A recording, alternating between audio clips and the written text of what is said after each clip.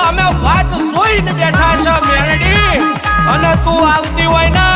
તો કંકુ ચોખલા અને ગુલાબથી તને વધાવું માં જાણે સ્વર્ગના રાજા અને અપસરાઓ હાથ જોડીને મારી મેરડી તને રામ રામ કહેતા હોય મારી મેરડી અને એ જોઈને મારું હૈયું હરખાતું હોય